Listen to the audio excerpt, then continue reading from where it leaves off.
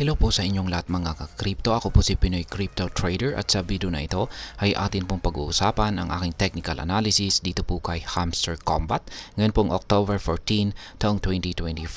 Pero quick update lamang po tayo rito kaya diretso na po tayo sa pagte-technical analysis sa kanyang daily chart time frame na ito.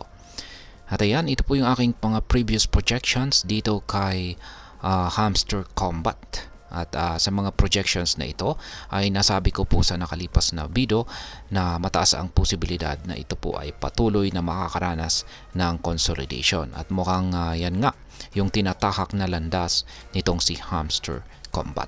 Maski nagkaroon po siya ng breakout dito sa ating trend resistance line na ito. Yan po yung kulay puti.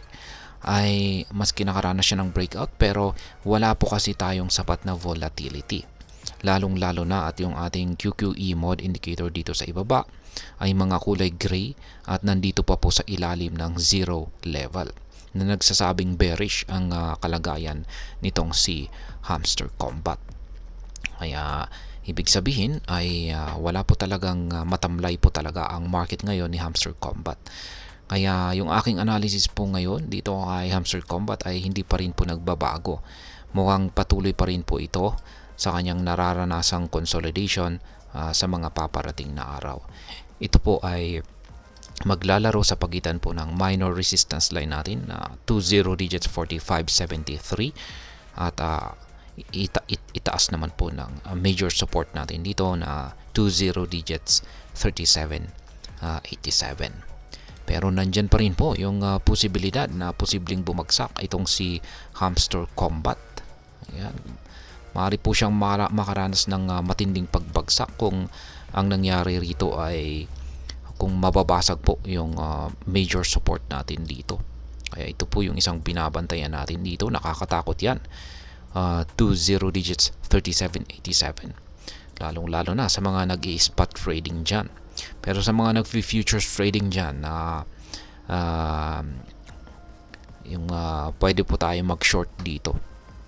Yan, kung nabasag ito ay maganda pong mag-short dyan kasi kikita po tayo sa kanyang pagbagsak.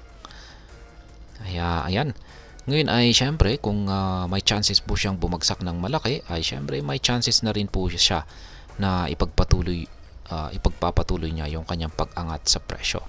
Pero yan po ay sa kondisyon na kailangan po niyang basagin yung mga resistance natin dito.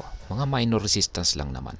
Una ay ito, ang 20 digits 4573 at saka ito, 20 digits 5186. Kailangan po niyang lampasan ang mga ito or basagin bago niya muling balikan yung major resistance line natin dito sa 20 digits 6174. Kaya yan pa rin po yung aking mga projections dito.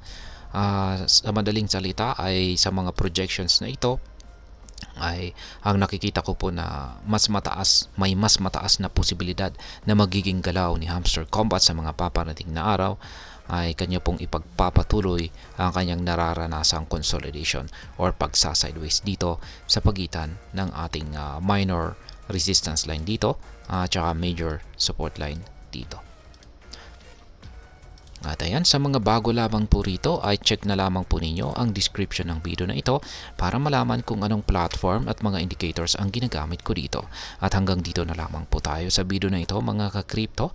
Marami pong salamat sa panonood. Ingat po tayo lagi at God bless po sa ating lahat.